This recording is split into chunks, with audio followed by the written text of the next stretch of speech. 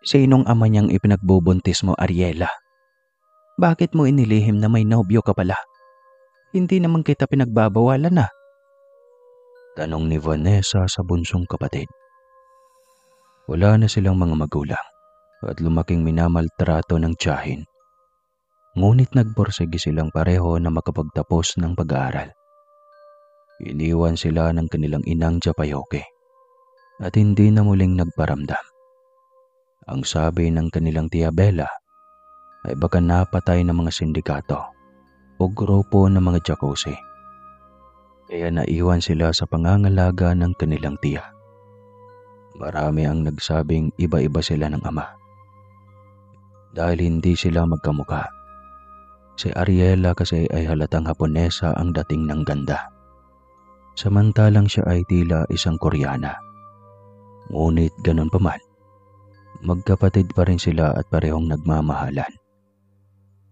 Sa paglipas ng mga taon, eto na silang magkapatid. May sarili ng bahay, may magagandang trabaho na rin. Si Vanessa ay isang magaling na lawyer, samantalang si Ariela ay isang magaling na arkitek. Katunayan ay ang kanilang bahay ang unang naging proyekto nito bilang isang arkitek.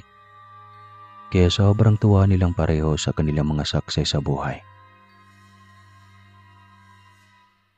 Huwag kang umiyak, Ariela.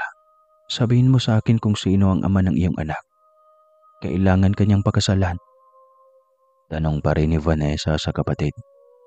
Patawarin mo ko, ate. Bakit ka humihingi ng tawad? Kasi ate, ang landi ko. Ano ka ba, Ariela? Porke nabuntis ka, malandi ka na agad. Hindi ba pwedeng bugso ng damdamin lang? Sino ang ama ng maikasal na kayo? Ate, si Brian. Si Kuya Brian. Hagulgol nitong sagot. Halos may estatwa siya sa kanyang gibarugan. Ayaw niya niyang huminga. Biglang umagos ang mga luha sa kanyang mga mata. Kahit pa ayaw niya iyong gawin ay kusang lumuluha ang kanyang mga mata. Ate, patawarin mo ko. Lalayo na lang ako. Hindi na ako muling magparamdam sa inyo ni Kuya Brian. Patawarin mo ko, ate. Patawad. Paulit-ulit na sambit ni Ariela habang umiiyak. Nailing lang siya habang tinitignan ang kapatid.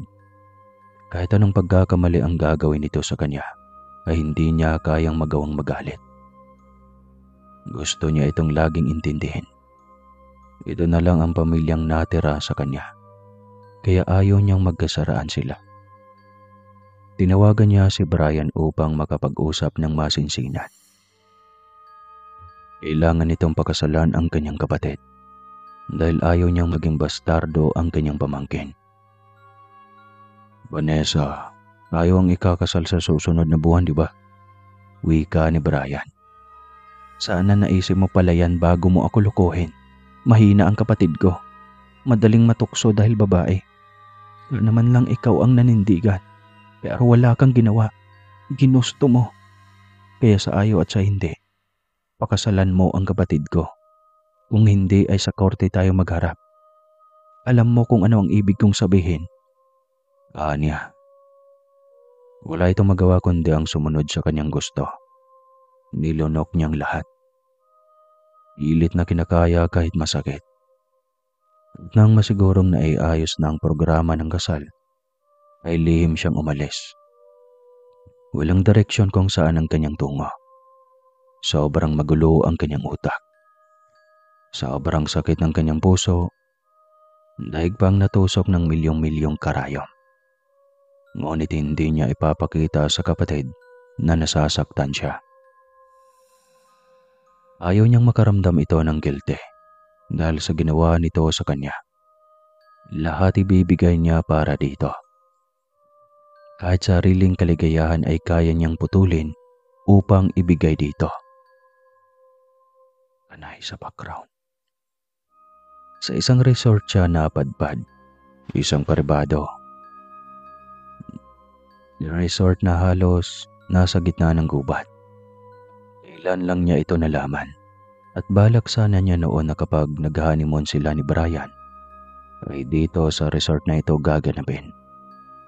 Ngunit doon pala siya magmumukmok at iiyak dahil sa panluloko ng kanyang fiancé sa kanya. Ang ginawa niya ay nilibang ang sarili. Tumambay sa ilalim ng punong balete na nasa dulo na ng resort. Mas maganda ang tanawin na makikita doon. Napakalamig din ang ihip ng hangin at tila ba dinuduyan siya sa sobrang sariwa at lakas ng hampas na mga hangin. Hindi niya namalayang nakatulog na siya sa ilalim ng puno. Bigla siyang nagising dahil sa sitsit sa kanya. Pagmulat niya ng kanyang mga mata ay dalawang babaeng kumikinang sa kaputian ng balat. Nakasuot ng magarang damit na bestida at masayang nakatitig sa kanya. "Maaari mo ba kaming maging kaibigan? Para kasing ang bait mo," wika ng isa. "Oo nga, ang ganda mo pa. Sumama ka sa amin. Ipakilala ka namin sa aming mga magulang at kapatid." "Bakit? Saan pa kayo umuwi? Baka kasi hindi ko na alam ang daan pabalik." "Hindi problema yun. Kami ang bahala. Ako nga pala si Angelita. Itong kambal ko ay si Angelina." Sa tansya niya ay kaidaran niya ang mga ito. Ngunit kung maputi siya ay di hamak na mas maputi ang mga ito kumpara sa kanya. Nagpakilala rin siya dito dahil ramdam din niya na may babuti ang mga itong intensyon. At sa kagustuhan na magkaroon ng bagong kaibigan, ay pumayag siya na sumama sa mga ito. Baguhan siya sa lugar, kaya mas mainam na may mga kaibigan din siya upang kahit papaano ay may makakasalamuha siya. Malaking tulong upang makalimot agad siya sa kabiguan na kanyang naranasan. Nagtaka siya dahil humarap lang naman sila sa malaking puno ng balete. Ngunit bakit biglang bumukas ang puno? Nasorpresa pa siya ng pagbukas niyon ay bumungad ang napakagarang loob. Napakalawak at halatang mamahalin ang mga nakadisplay na gamit. "Totoo ba ito?" tanong niya. "Oo naman, Vanessa. Totoo ang lahat ng nakikita mo. Ito ang aming kaharian at malugod ka naming tinatanggap dito." Napangiti siya sa sinabi ni Angelita. Inikot niya ang kanyang paningin sa kabuuan ng mansyon. Bilyonaryo lang yata ang may bahay na ganoon. At alam niya sa sarili niya na hindi ordinaryong mundo ang ginagalawan niya ngayon. Sa puno pa lang ng balete na pinasok nila at naging mansyon, alam niyang iyon pa lang ay kahiwagaan na. Noon ay madalas lamang niya itong naririnig sa mga kwento. Ngayon ay siya mismo ang makapagpatunay sa sarili niyang totoo ang ikalawang dimensyon. "Vanessa, halika sa loob. Naroon sila ama't ina. Doon sila sa kabila. Malamang ay naroon din si Kuya Amber." Wika ni Angelina sabay hila sa kanya patungo sa kanang bahagi ng napakalawak na bulwagan. Pumasok sila sa isa pang napakalawak na silid. Sa parating iyon, pagpasok pa lang, ay matatanaw na agad ang napakagarang upuan ng hari at reyna na nakapatong sa ibabaw ng intabladong gawa sa kristal at ginto. Halos buong sulok ay kumikinang. Bawat nakadisplay na mamahaling gamit ay tila nang hihikayat na galawin. Napakahaba ng pulang karpet na may bordang ginto sa bawat gilid. Patungo iyon sa taas ng nasabing entablado. Ngunit walang kahit isang nilalang ang naroon. Napakatahimik pa rin ang lugar. "Ang laki naman nito. Para sa anong okasyon ba ang pinanggagamitan ng lugar na ito? Diyan nakaupo ang reyna at hari, hindi ba?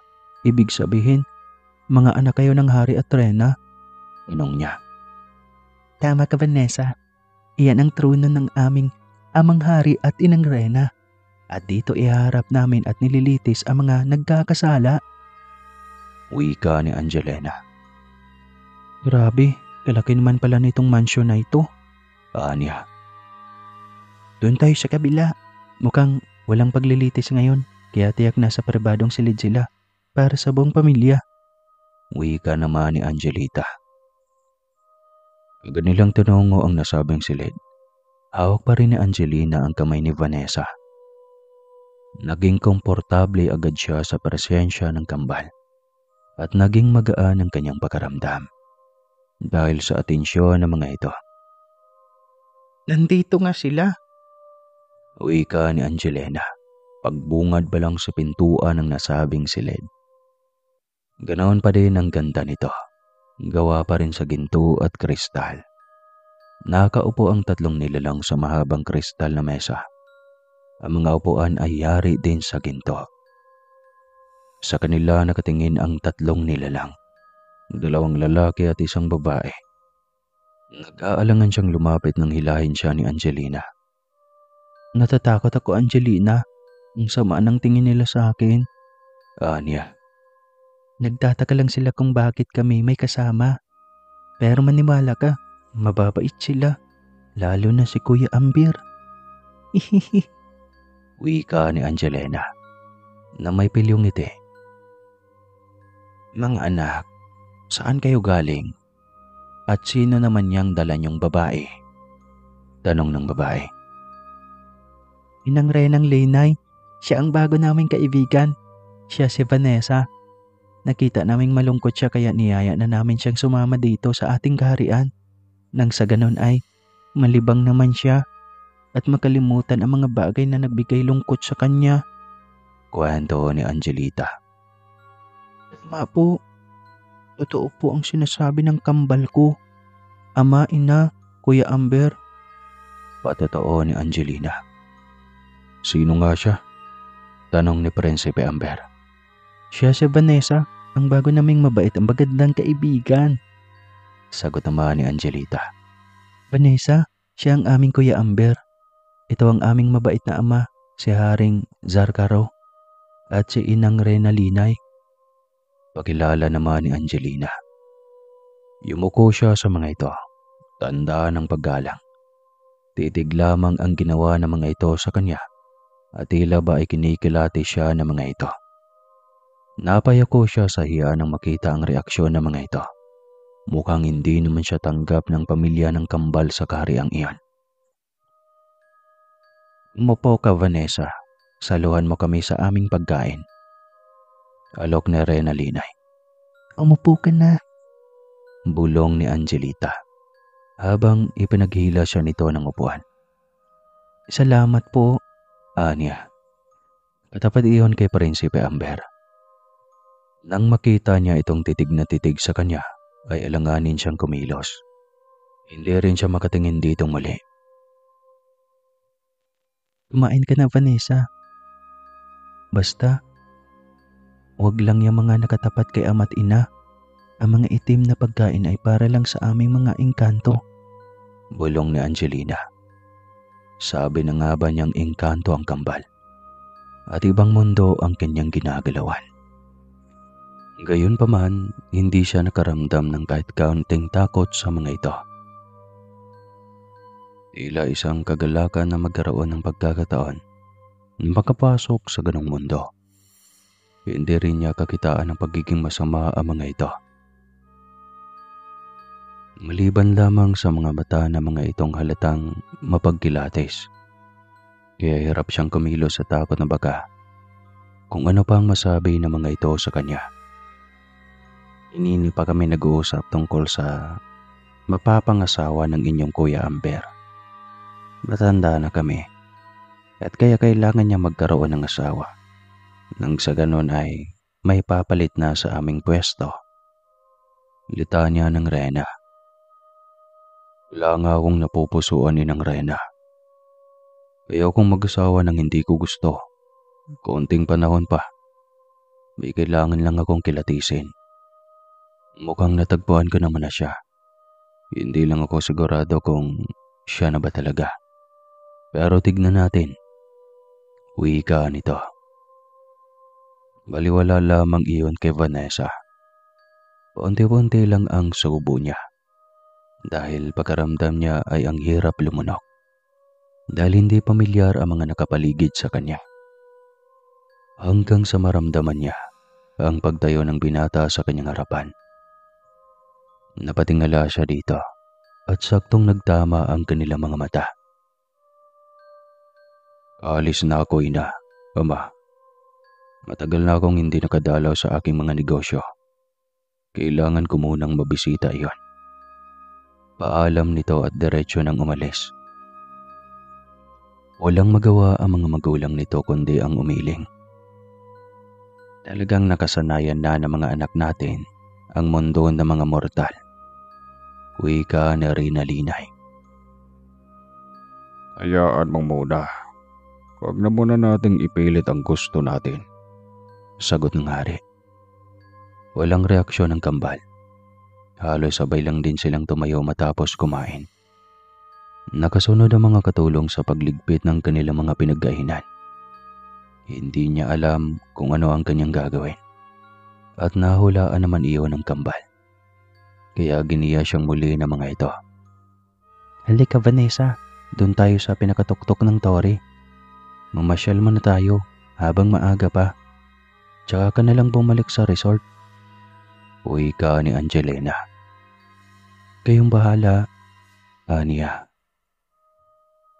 Pumikit ka, utos ni Angelita. Pumikit siya at naramdaman niya ang paghawak ni Angelina at Angelita sa kanyang magkabilang kamay. Hindi niya alam kung bakit parang umikot yung mundo niya. At nang utusan siya ng dalawa na imulat ang kanyang mga mata, ay ganoon na lang ang kanyang pagkamangha. Nasa taas na sila ng tore. Ang ganda dito, Anya. Tanaw mula sa loob ang kabuuan na disenyo ng mansyon. Ang napakagandang hardin na puno ng makukulay na bulaklak. Noon lang siya nakakita ng ganon kagandang lugar at nakakagaan ng pakaramdam.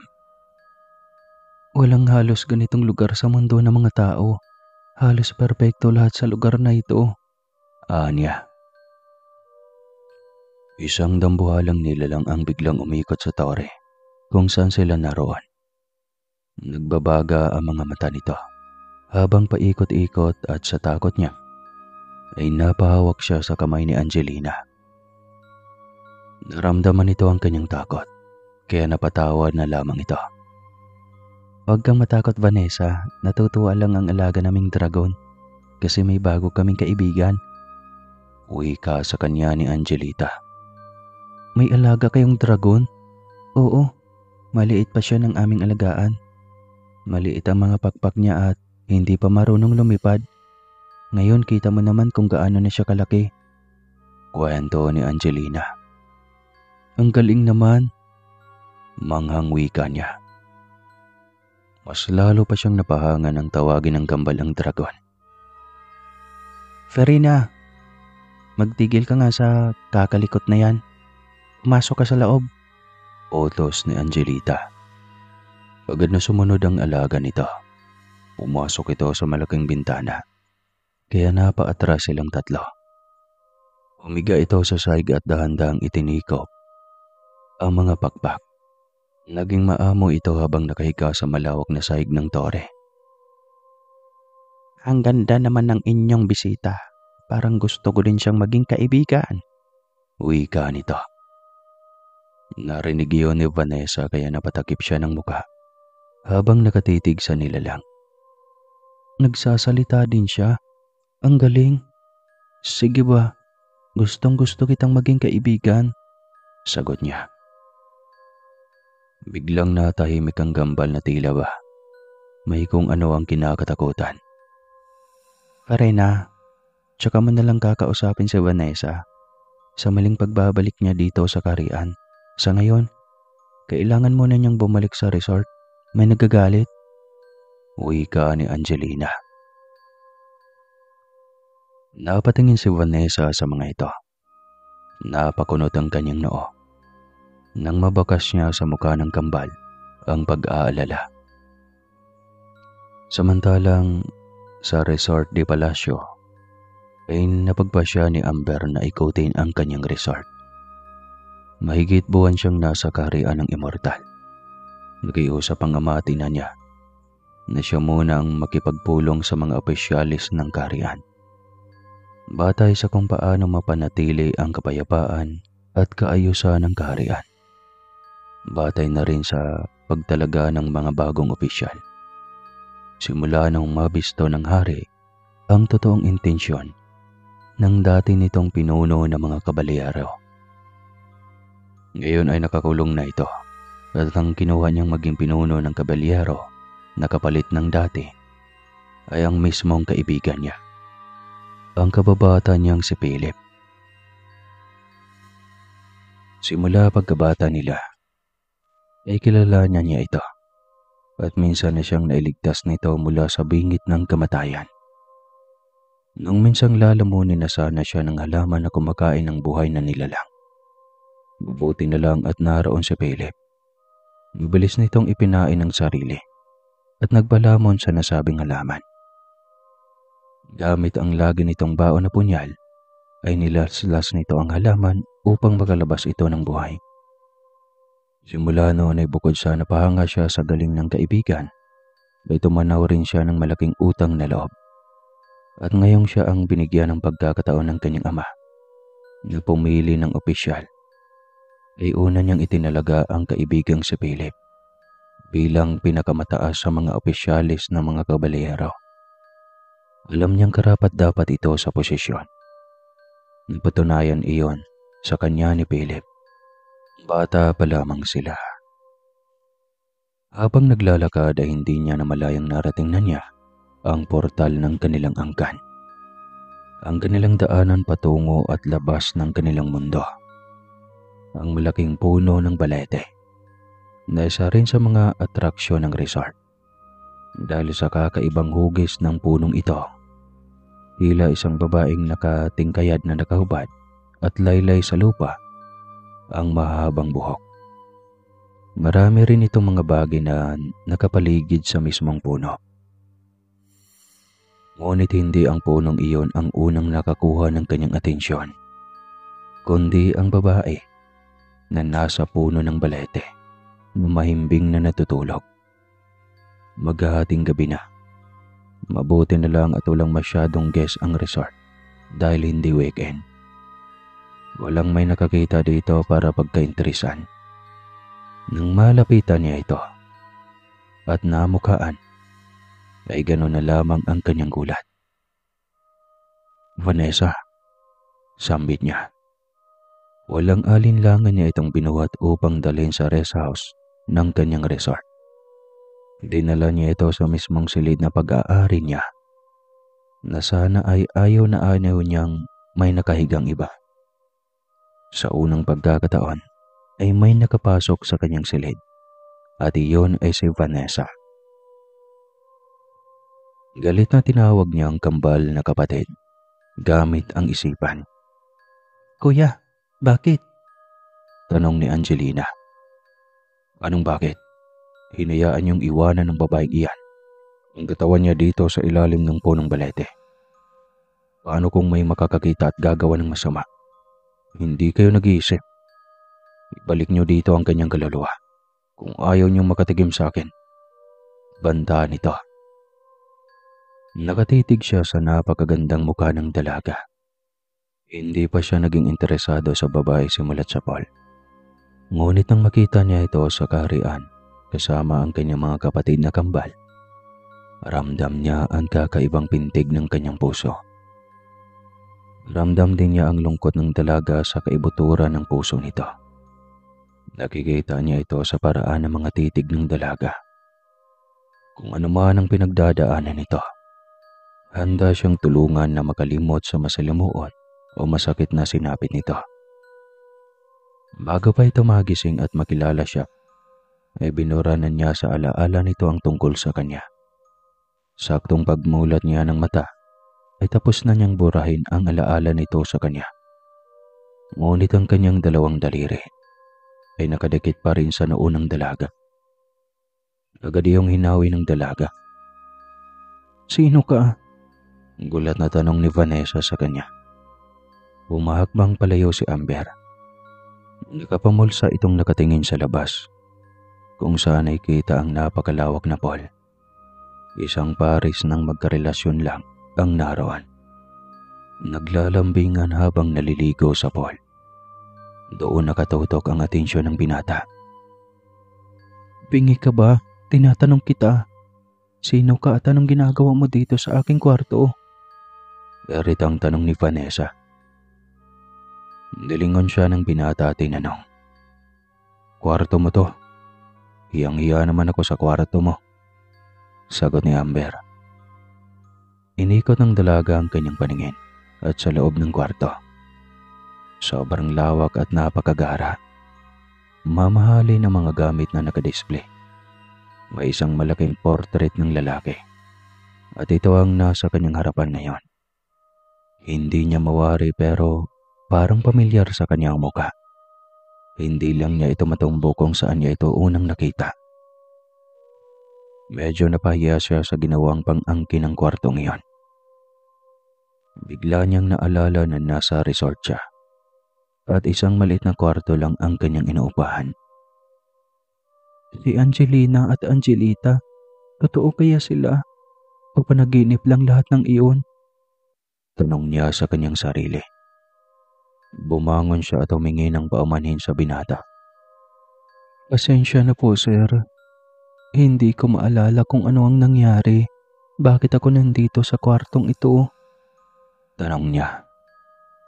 Natagpuan kitang mahimbing na natutulog sa ilalim ng punong balete. Hindi mo pala kayang magbayad ng rest house sa resort na ito. Bakit ka pa pumunta rito? Sita ng binata. O hindi ha. Anong walang pambayad?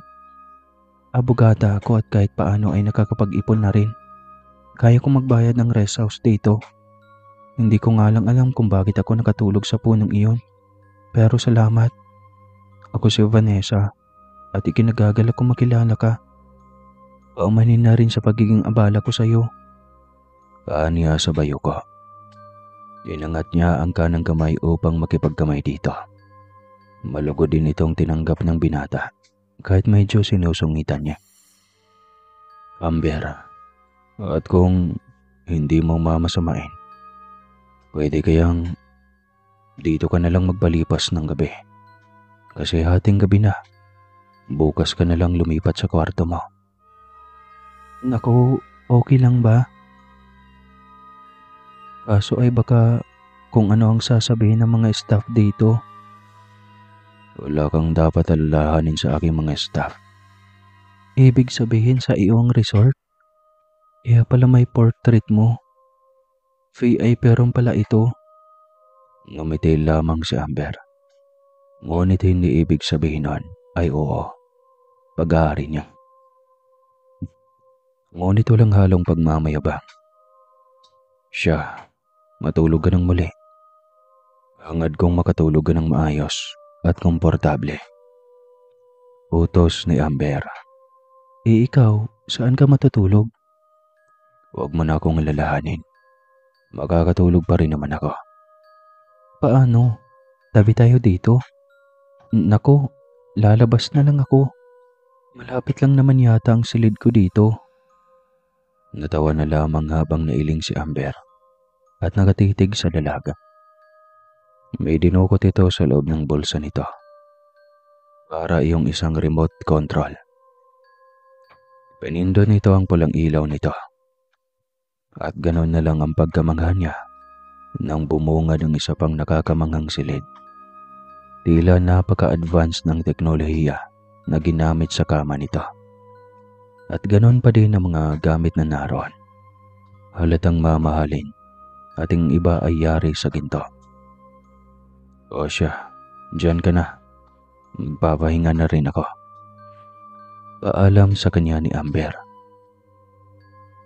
Nang makapasok na ito sa loob, ay sinara nitong muli ang dingding na kristal.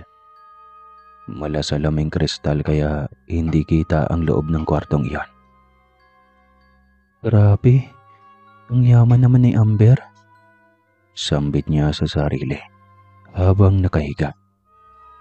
Kanina pa niya pilit inaalala kung saan niya nakita ang binata. Ngunit hindi pa rin pumasok sa kanyang utak. Nakatulog na lamang siya sa ganong isipan hanggang sa maramdaman niya ang paggalaw ng kama. Nang imulat niya ang kanyang mga mata, ay wala namang ibang naroon, kundi siya lang. Pakiramdam niya tuloy ay pinaglalaruan siya. Kanina pa siya naguguluhan tungkol sa kambal. Ngayon ay paglalaruan na naman siya. Samantalang hindi makatulog si Amber. Habang iniisip ang dalaga, naiinis din siya sa kanyang sarili. Bakit parang nahuhumaling na siya sa magandang dalaga? Gayong unang beses pa lang niya itong nakita. Nang hindi na niya ito matiis ay nilapitan niya ito bilang invisible. Hindi siya magsasawang titigan ang napakaganda at napakaamong mukha ng dalaga. Tumabi siya dito sa pagtulog at nakita niyang napamulat ng mata ang dalaga. Baka sa mukha nito ang pagtataka at hindi man lang nito alam na nakipagtitigan na ito sa kanya. Marahil ang utak nito at kaluluwa ay ramdam na naroon siya nakahiga at nakatitig dito. Napangiti pa si Amber, sabay pindot ng tungki ng ilong nito. Ngunit hindi nito nararamdaman dahil isa siyang hangin sa pagkakataong iyan. Nang bumalik ito sa pagtulog ay nakatitig pa rin siya dito. Hindi na rin niya namalayan na sa kakatitig niya sa dalaga ay nakatulog na pala siya. Kinabukasan, pagkagising ni Vanessa ay diretso siyang napaupo at napasandal sa magarang headboard ng kama. Sinilipan niya ang kumot upang tignan kung may kakaiba o may nabawas ba sa damit niya. "Gumising ka, Sir Amber. Ano ba?" Inis na wika niya sa mahimbing na natutulog na binata. Tila naalimpungatan ba ito at kung ano ang sinabi. "Bakit mo ako ginigising sa sariling kama ko? Ayoko sa lahat ang ginigising ako." Wika nito habang nakapikit pa rin ang mga mata. Ganun. E di sana hindi mo ako pinatuloy dito at pinangakuan na doon ka matutulog sa kabilang kwarto. Bakit biglang naging magkatabi na tayo? May ginawa kang hindi maganda, hindi ba?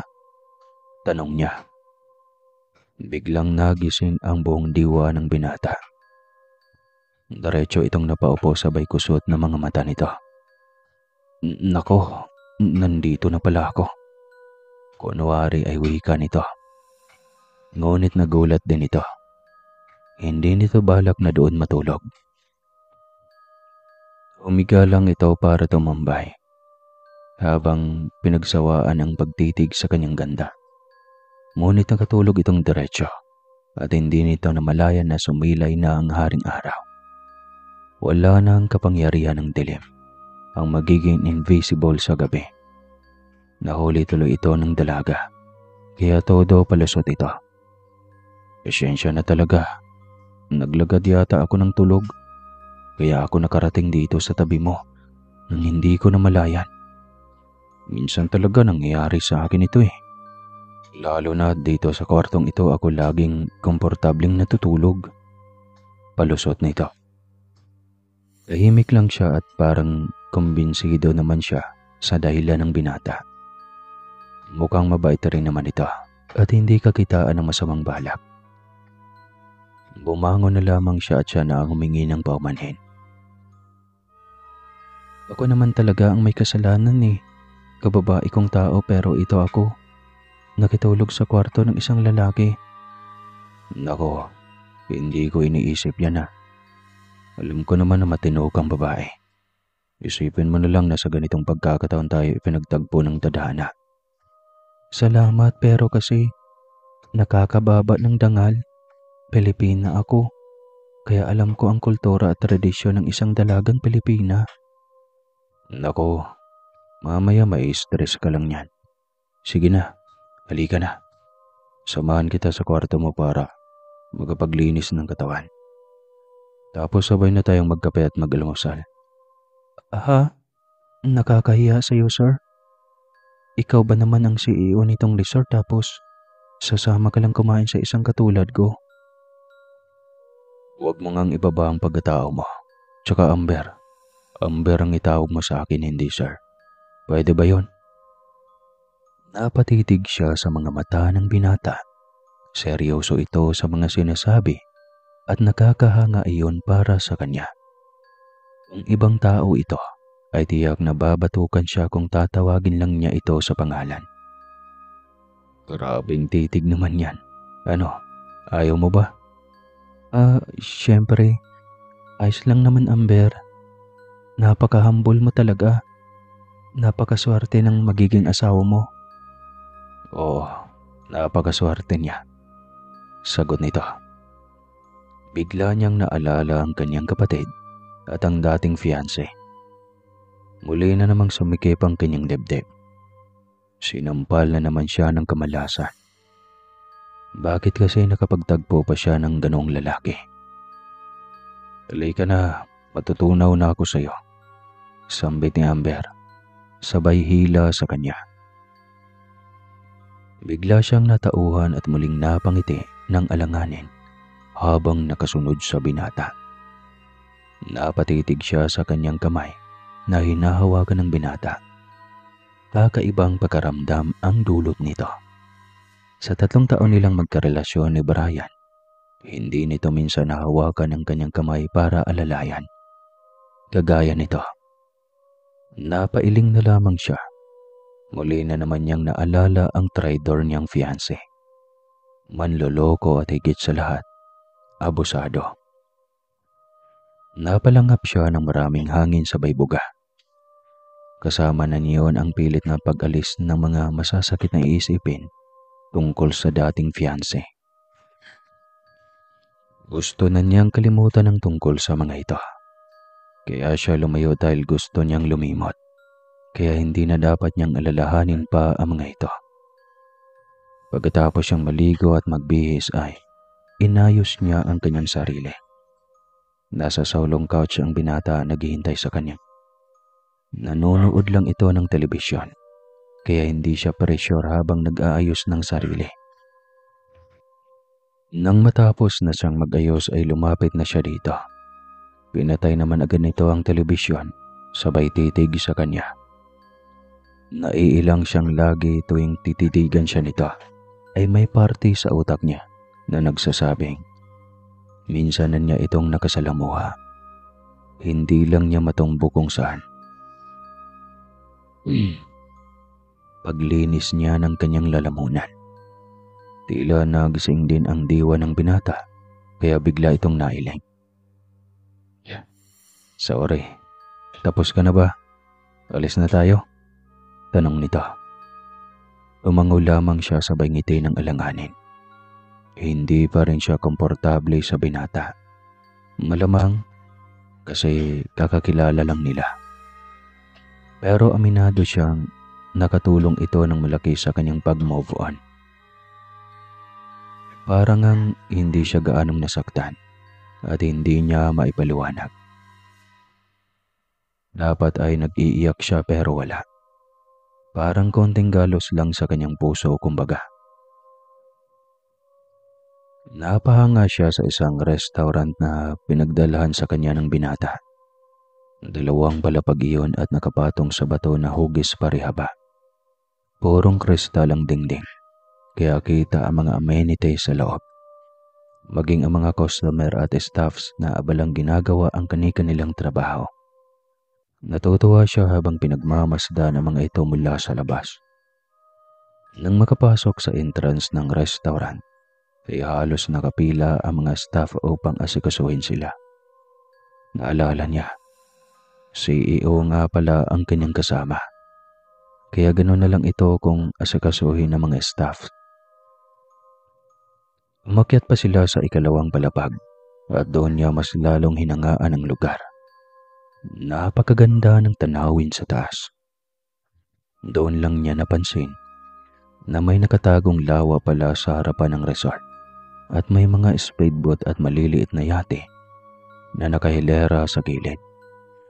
Kita rin mula sa kanilang kinaroroonan ng pagsikat ng araw sa silangan. Agaw atensyon din ang malaparaisong hardin sa timog na bahagi. 100 metro lamang ang layo mula sa restaurant. Naka-maze design iyon at kitang-kita mula sa taas ang mga taong pumapasok sa loob. At hindi maganda o gaga sa paghanap ng daan palabas. Natatawa siya habang aliw na nakatingin dito.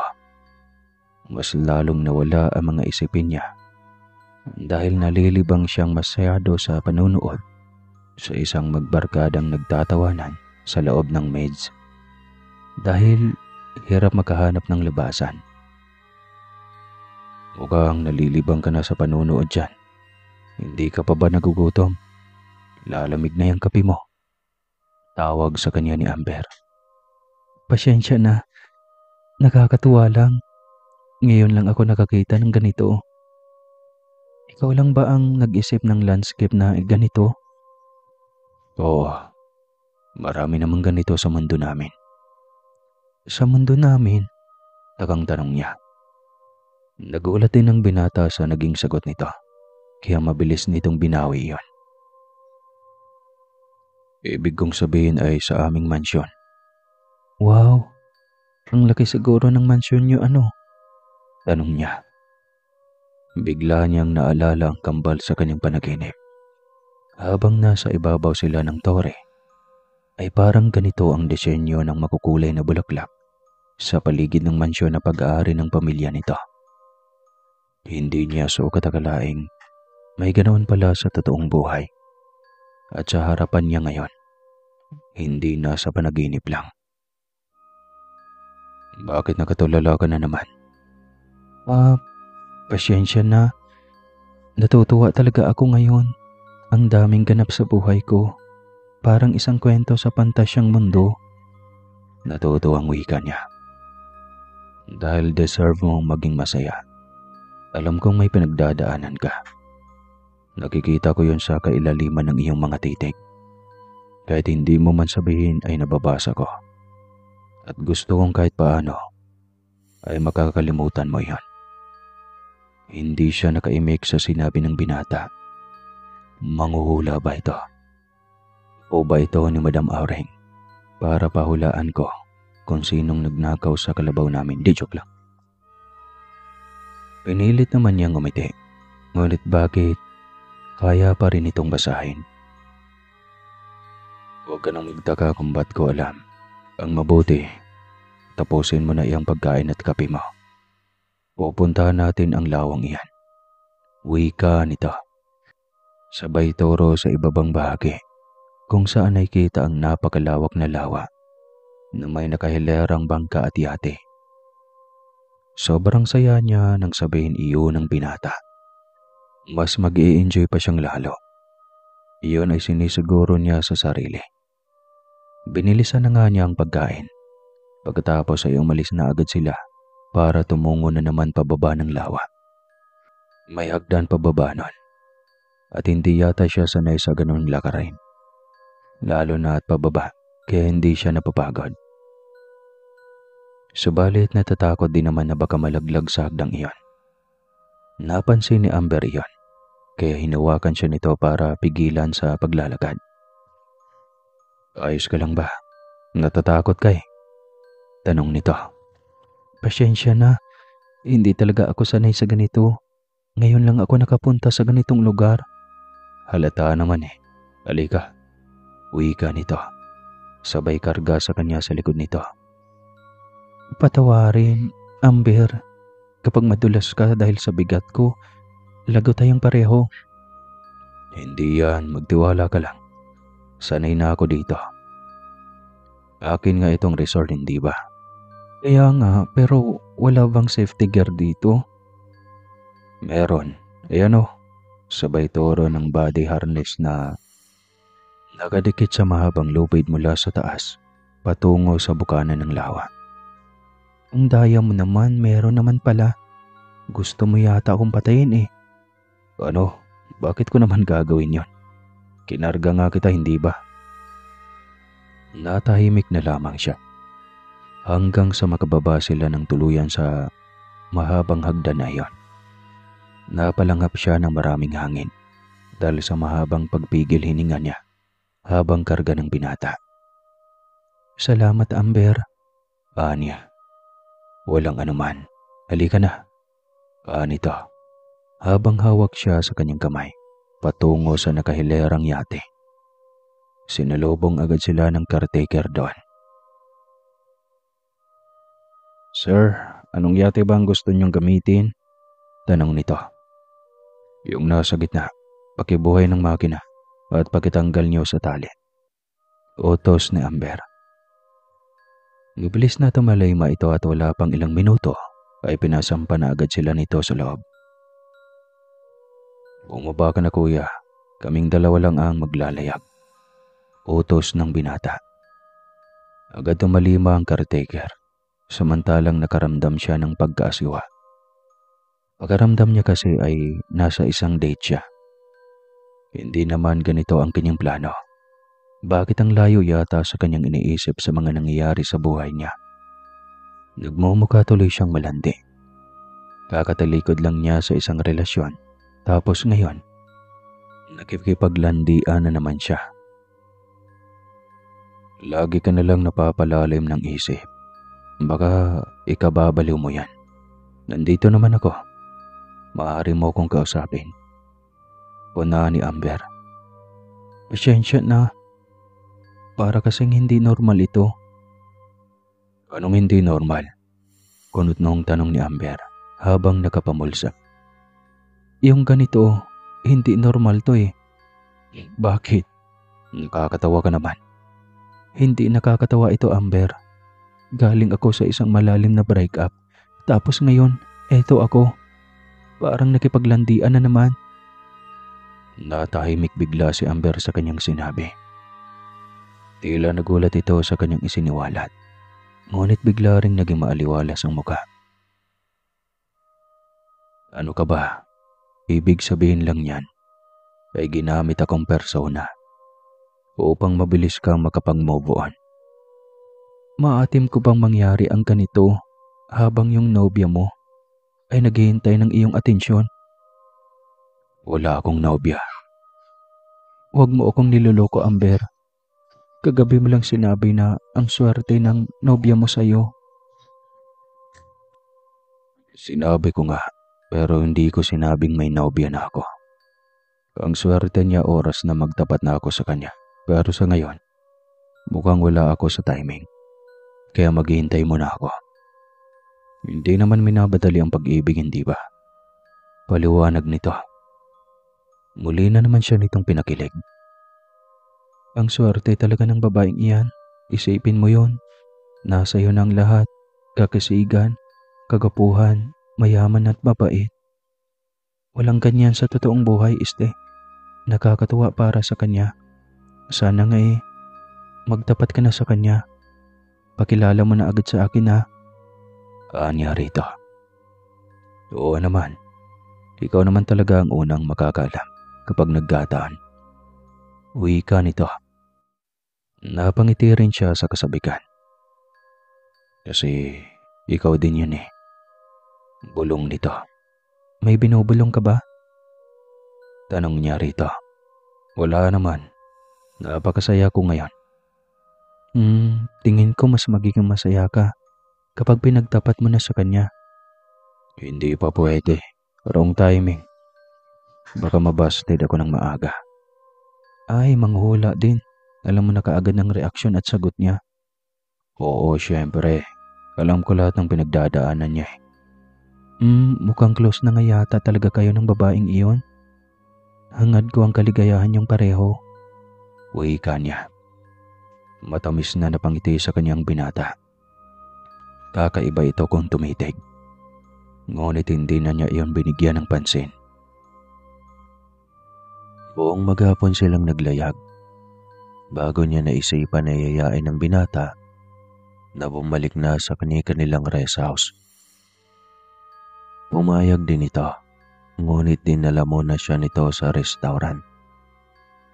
At naghapunan bago siya tuluyang inihatid sa kanyang rest house. Salamat, Amber. Sobrang saya ko ngayon. Salamat sa oras mo. Nag-enjoy talaga akong kasama ka. Uwi ka niya rito. Ako din naman. Salamat sa pagkakataong nakilala kita. Wika nito bago tuluyang nagpaalam. Matapos siyang linisin ng kanyang sarili, ay humiga na siya sa kanyang kama nang biglang may tumawag sa kanyang pangalan mula sa bintana. Pamilyar ang dalawang boses ng babae, ngunit hindi niya maalala kung saan niya ang mga ito nakilala. Hindi rin siya nakaramdam ng takot, kaya mabilis siyang bumangon upang silipin ang mga ito sa bintana. Pagbukas niya ay bumungad ang dalawang babaeng magkapareho ang muka. Nakalutang sa ere dahil sa kaito ng isang dambuhalang halimaw na kanina pa niya naririnig ang malaking pagaspas ng pakpak. Naalala ko na kayo. Kayo ang kambal sa panaginip ko. Anya. Oo, tama. Kami yun. Sina Angelina at Angelita. At ito si Verena, ang aming alagang dragon. Wika ni Angelina. Kaya niya kilala ang mga ito dahil sa kulay ng buhok. Ang kay Angelita ay puting kumikinang sa liwanag, samantalang kay Angelina ay kulay ginto. Ngunit kinusot muna niya ng maraming beses ang kanyang mga mata. At nung makitang naroon pa rin ang mga ito, ay kinurot na naman niya ang kanyang sarili. Ano to? Hindi na ba ako nananaginip? Totoo na ba lahat ng ito? Tanong niya.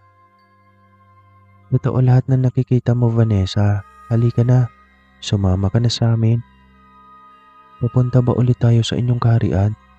Oo. Hindi pa tayo tapos sa pag-iikot at mamamasyal. Hindi mo rin naranasang sumakay sa likod ni Verena. Paano Epal yung kuya namin.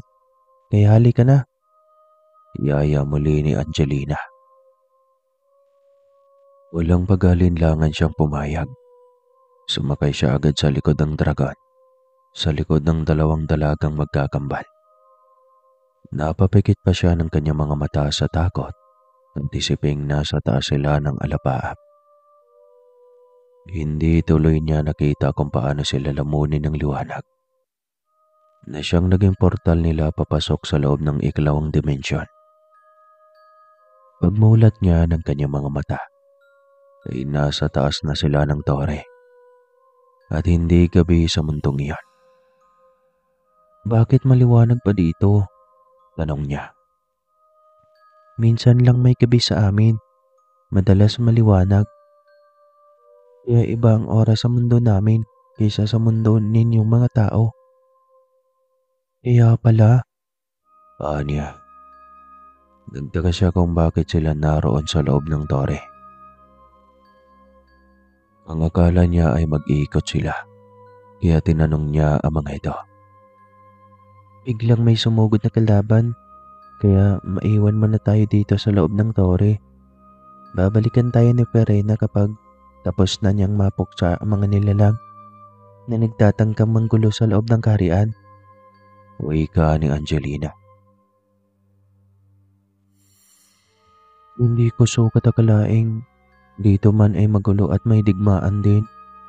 Akala ko sa mga mortal lang ang ugaling inggit at pagiging sakim. Diyan ka nagkakamali. Dito sa mundong ito, araw-araw digmaan, araw-araw may laban, kapangyarihan, laban sa kapangyarihan.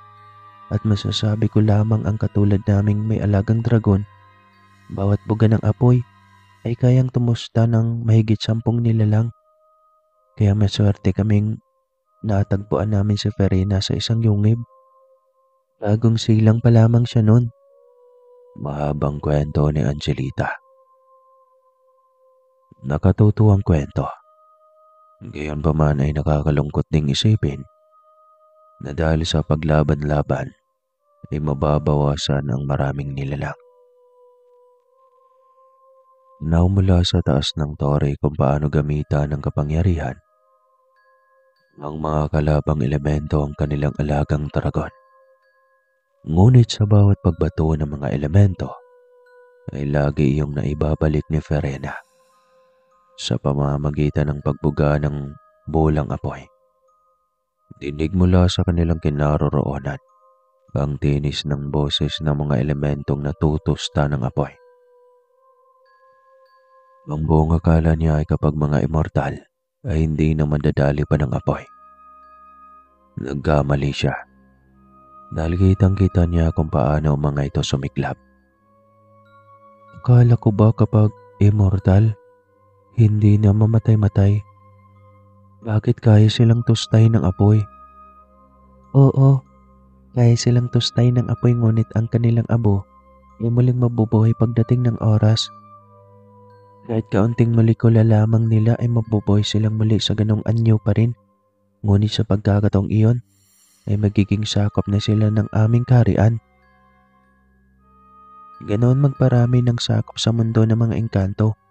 Bawat kasawian, bawat pagkatalo ay katumbas ng pagiging tagasilbi o pagiging sakop ng kanilang sinalakay na kaharian. Mahabang paliwanag ni Angelina. Napahanga siya sa sistemang iyon. Ganun pa man, hindi pa rin magandang isipin kahit saan na lang ay may digmaan. Natuwa lang siya sa pagkakataong iyon dahil tagumpay si Verena na tustahin lahat ng kalaban.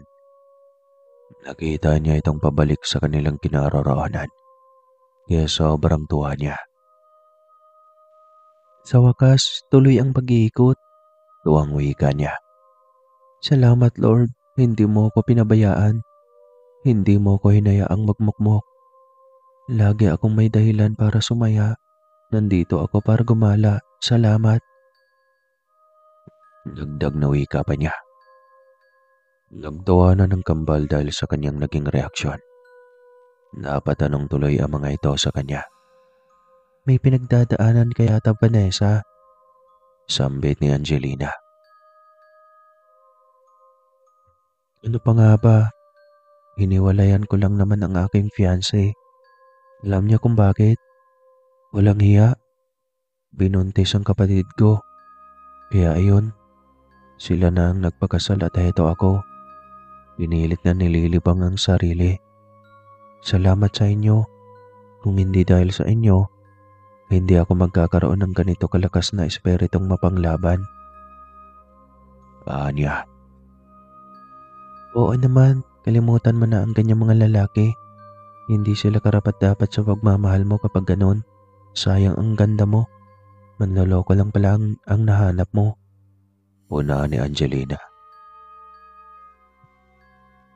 Rito ka na lang namin sa aming kuya. Nang sa ganon ay magiging maligaya ka ng lubos. Iba magmahal ang tulad naming immortal. Totoo at hanggang ngayon wakas. Naku, tigilan niyo ako sa reto-reto niyan. Pagpahingahin niyo muna ang puso ko. Takot pa ako maloko muli. Anya. Sabi mo eh. Reaksyon ni Angelita. Tawanan pa mga ito. Kaya nailing din siya. Marating nila ang kalawakan ng dagat. Kaya napakapit siya sa dalawa. Naku, pag tayo na pagtripang ilaglag ni Verena dito sa kawalawakan ng tubig, tiyak na tapos ang aking buhay. Buti kayo at isang immortal. Kaya niyong mabuhay ng pagpailang beses. Reklamo niya. Huwag ka mag-alala. Kayang-kaya ka naming iligtas. May mga pakpak naman kami. Sagot ni Angelina. Sigurado yan ha. Nakakatakot itong bumaliktad si Verena. Wika pa rin niya. Ngunit binigyan siya ng assurance ng kambal na hindi iyon gagawin ng alagang dragon. Kung saan na sila nakarating ng kanilang gala. Ngunit bigla na namang natigil ang galang iyon. Nang muling tawagin sila ng kapatid na si Amber, gamit muli ang isipan. Balik niyo si Vanessa. Kayo mga wala kayong delikadesa. Kung sino-sino na lang ang kinukuha niyo sa resort ko para dalhin dyan. Galit na wika ni Amber. Wala ang mga itong magawa kundi ang ibalik si Vanessa sa mundo ng mga mortal. Nagtaka rin ang dalaga ngunit gumawa ng alibay ang kambal at nangako na kukunin siyang muli upang mamasyal. Sa pagkakataong iyon ay hinawakan lang siya ng mga ito at inutusan na pumikit. At nang minulat niya ang kanyang mga mata, ay nasa loob na siya ng kanyang silid. Aalis na kami, Vanessa. Babalikan ka na lang namin. Wika ng mga ito. Matulog ka na, utos ni Angelina. Sige, paalam sa inyo. Basta, ipapasyal niyo ako muli ha. Masayang wika niya. Oo naman, pangako yan. Saan ni Angelina? Nang magpaalam na mga ito ay biglang bumigat ang talukap ng kanyang mga mata. Diretso siyang humilata sa kama at ang sumunod na pangyayari ay hindi na niya maalala. Biglang dumilim na ang buong paligid dahil sa sobrang pagod. Nagising na lang siya sa isang yugyug ng kanyang balikat. Vanessa, gumising ka na. 10:00 na. Wala ka pang almusal. Masama sa katawan mo yan. Wika ni Amber.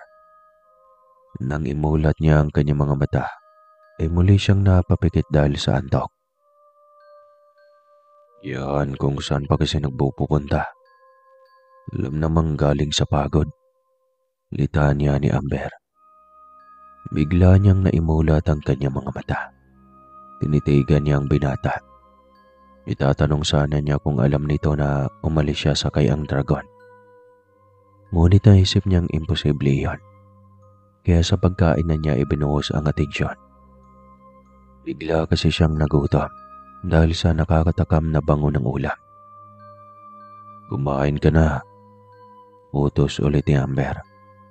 Matapos mailagay ang food tray sa kanyang harapan. Sarap naman ito, nakakawala ng antok. Anya. Matapos makapag-sign of the cross, ay diretso lamang na siya agad. Salamat, Amber ha. Wika pa niya habang umunguya ng pagkain. Pusin mo munang kumain bago magsalita. Wika nito. Napangiti na lamang siya habang lumalamon. Napakaswerte niyang broken-hearted. Hindi man lang naranasang magiging sawi o makaramdam ng bigati. Parang walang nangyari. Matapos kumain ay nagpasalamat siya sa binata. Napangiti naman itong nakatitig sa kanya. Bakit? Tabang tanong niya. Taga lang kasi ako. Sabi mo, kahiwalay niyo lang ng fiancé mo. Tama. At pasalamat ako sa mga nakilala kong nilibang ako bawat oras. Walang pagkakataong magluksa at magmukmok. Napakasaya. Hindi ko inasahan ng ganito. Nagustuhan mo rin ba ang mga napuntahan mong mga magagandang lugar? Oo, Amber. Para akong nasa mundo ng pantasya. Nagkaroon pa ako ng kambal na kaibigan na sobrang diyosa sa ganda. May alaga silang. Natigil niya ang kanyang kwento. Nung mapagtanto na hindi dapat niya ipagkalat ang bagay na iyon. Oh, bakit ka natahimik? Tanong ni Amber. Wala, sagot niya. Lihim na namang ngiti si Amber. Alam ni Amber na gusto niyang ilihim ang tungkol sa mga engkanto. Ngunit ang hindi niya alam ay kapatid din ng kambal ang binata. At wala man lang siyang kaeday-edaya na 3 araw na siyang wala. Kaya nga naiinip na si Amber at pinagalitan na ang kambal nitong kapatid habang iniutos na ibalik na siya sa mundo ng mga tao. Oo nga pala, may alok ako sa'yo. Wika ni Amber. Alok? Ano yun? Baka gusto mong magiganti sa dati mong fiancé. Napaisip siya sa tanong ng binata. Napatanong din siya sa sarili. Kailangan pa bang magiganti? Ngunit naisip niyang minsan ay kailangan din upang ipakita na ginto ang kanyang halaga. Kaya napatango siya sa tanong ng binata. Pwede naman, pero paano? Pwede mo akong gawing fiancé kung gusto mo. Babalik tayo sa inyo at ipakilala mo akong fiancé mo. Tiyak na magugulat silang lahat. Napatulala siyang bigla. Ang bilis naman yata niyang magkaroon ng bagong fiancé. Gayong kahihiwalay lang niya. May maniniwala kaya? Parang ang hirap naman. Kahiwalay ko lang sa kanya, tapos may fiancé na ulit na bago. Parang ang landi ko naman masyado sa ganyan. Huwag mong isipin ang sasabihin ng mga tao. Lalo na at kilala mo naman ang sarili mo. Ang isipin mo ay kung paano ka makapagigante. Nasampal ng libo-libong beses sa dati mong nobyo. Bakit? Pinaimbestigahan na kita. Alam ko na ang law firm na pinagtatrabahoan mo at ang dati mong fiancé. O tapos? Wala lang. Binili ko lang naman ang law firm na yon. Triple na price. Para lang masiguro na makukuha ko. Namilog ang kanyang mga mata sa gulat. Hindi niya inasahan ang bagay na yon. Ngunit alam niyang posible dahil bilyonaryo ang binata. Iba talaga kapag bilyonaryo, ano? Hindi naman, pero advantage na rin. Lahat pwedeng gawa ng paraan kapag may pera. Kapag pumayag ka na, bukas, may gaganaping event sa opisina. At doon ay ipakilala kitang fiancé ko. Suotin mo itong diamond na ring. Simbolo na fiancé na kita. Tila hindi na siya nag-isip pa at diretso na niyang inilahad ang kanyang kamay. Nakangiting isinuot ni Amber ang diamond na ring sa kanyang daliri. Fail na fail ha. Biro niya. Ibebenta ko to pagkatapos ng ating pagkukunwari. Tignan lang natin kung di pa ako yayaman nito. Tinawanan lamang siya ng binata. Gagawin ko ang lahat. Maging akin ka lang, Vanessa. Bulong ni Amber. Nakita niyang pagkibot ng bibig ng binata. Kaya tinanong niya ito. May sinasabi ka ba? Wala naman. Masaya ako na nakilala kita. Para naman akong teenager na kinikilig dito. Magtigil ka nga. Natawa si Amber sa kanyang reaksyon na may paipit pa ng buhok sa likod ng kanyang tenga.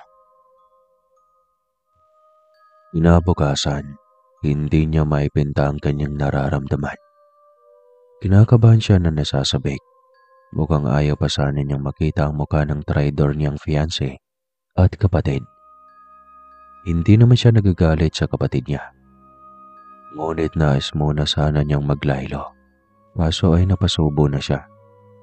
Bis na siya. Nabigay na damit sa kanya ng binata. Halatang mamahalin din iyon. Kulay pula na may borda ng kumikinang at mamahaling mga ruby na gemstone. Mas tumingkad ang kanyang kapatian at kagandahan sa damit na iyon. Kaya kahit siya ay halos ayaw nang umiwalay sa salaming nasa kanyang harapan.